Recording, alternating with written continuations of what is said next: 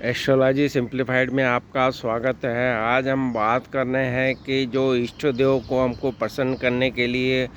क्या कुछ करना चाहिए। तो ये हम लग्नों के हिसाब से बताएंगे और लग्न के बाद में जो पद्धति है वो नवम भाव पद्धति है। अगर जैसे कि आपका मेष लग्न है तो आपका जो नवम भाव में जो बृहस्पति का देव आएंगे, तो इसलिए आपको विष्णु जी की पूजा अर्चना करना चाहिए, ओम नमो भगवते का जाप करना चाहिए और विष्णु सहस्त्रनाम का पाठ करना चाहिए। इसी प्रकार हम बात करेंगे, अगर आप वृषभ लग्न के हैं तो नवम भाव के अनुसार आपको शनि देव की पूजा अर्चना करना चाहिए, हनुमान जी की, शिव जी की पूजा अर्चना करना चाहिए। आपको ओम रुद्राय नमः का पाठ करना चाहिए और शिव चालीसा का पाठ करना चाहिए। मिथुन लग्न के लिए जो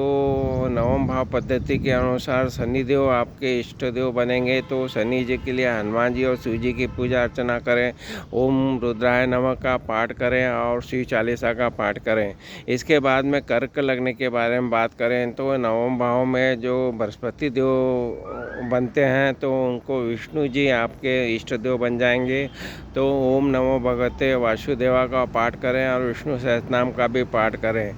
इस तरह से सिंह लग्न के बारे में बात करें तो नवम भाव पद्धति से नवम भाव में मंगल आता है, तो मंगल के लिए आपको हनुमान जी का जो देव मंत्र है ओम हम हनुमंताय नमः का पाठ करना चाहिए और हनुमान चालीसा का पाठ करना चाहिए। इसके बाद में हम कन्या लग्न के बारे में बात करें तो नवम भाव पद्धति से शुक्र यहाँ पे नवम भाव में आते हैं, तो इसीलिए माता काली और दुर्गा जी की पूजा अर्चना करना चाहिए। देव मंत्र जो है ओम धूम दुर्गाय नमः का पाठ कर सकते हैं, देव मंत्र हैं ये आप। और जो पाठ आपको करना चाहिए माँ दुर्गा सप्तशती का पाठ करना चाहिए। ऐसे 7 नंबर का जो लग्न है तुला लग्न है, तो नवम भाव पद्धति से बुध ग्रह नवम भाव में आते हैं, तो इनके लिए गणेश जी की पूजा अर्चना करना चाहिए, ओम गणपते नमः का पाठ करना चाहिए और गणपति अर्थ विशीर्ष का पाठ करना चाहिए। ऐसे 8 नंबर का जो लग्न है वृश्चिक लग्न बनता है, तो उसका जो नवम भाव पद्धति से चंद्रमा आपके जो इष्ट देव बनते हैं, तो चंद्र के लिए जो इष्ट देव बनेंगे वो शिव जी बनेंगे और शिव जी के लिए ओम रुद्राय नमः का पाठ करना चाहिए और शिव चालीसा का पाठ करना चाहिए। इसी तरह धनु लगने के लिए जो पंचम भाव में नवम भाव के पद्धति से सूर्य ग्रह बनते हैं, तो इसलिए इष्ट देव आपके बन जाएंगे, माता गायत्री बनेगी और गायत्री मंत्र का आपको देव मंत्र बनता है और आपको श्री गायत्री का चालीसा जो होती है उसका पाठ करना चाहिए। इसी तरह से हम बात करें अगर मकर लग्न के जातकों की, तो इनका जो नवम भाव में जो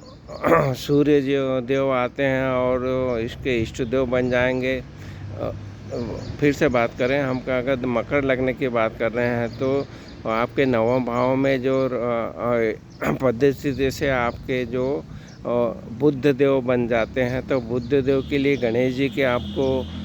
पूजा अर्चना करना चाहिए। तो देव मंत्र है आपको गणेश जी के लिए ओम गणपते नमः का जो देव मंत्र है, और आपके जो पाठ करना चाहिए आपको गणपति जी को अर्थ वशिष्ठ का पाठ करना चाहिए। अब बात करेंगे आपको 11 नंबर के लिए जो कुंभ लग्न बनता है और नवम भाव पद्धति से नवम भाव में शुक्र की राशि आती है, इसलिए आपको इष्ट देव जो बनेंगे माता लक्ष्मी और दुर्गा बनेंगे, तो आपको ओम धूम दुर्गाय नमः का पाठ करना चाहिए और दुर्गा सप्तशती का पाठ करना चाहिए। 12 नंबर का जब लग्न बनता है, तो इसका जो नवम भाव पद्धति से मंगल ग्रह आपके नवम भाव में बनते हैं, तो इनके लिए आपको जो इष्ट देव बनेंगे वो हनुमान जी बनेंगे, तो आपको ओम हम हनुमंताय नमः का देव मंत्र है और आपको जो पाठ करना है वो हनुमान चालीसा का पाठ करना चाहिए। तो आज जो हमने ये पद्धति बताई है आपको कि आपके इष्ट देव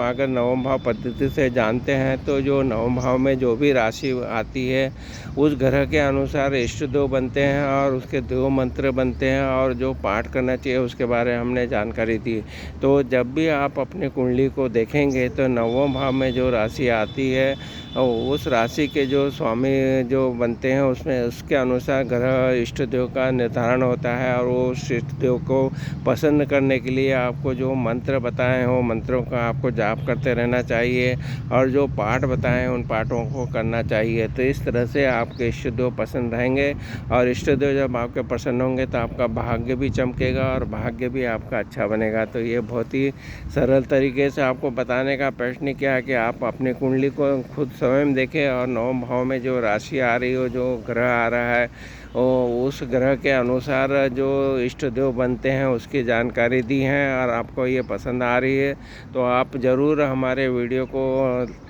लाइक और शेयर कीजिए। और जानकारी बहुत अच्छी लगी है तो आप ज़रूर इसको शेयर कीजिए, हमारे चैनल को भी सब्सक्राइब कीजिए। हमारे वीडियो को लाइक करने के लिए, चैनल को सब्सक्राइब करने के लिए आपका बहुत बहुत धन्यवाद।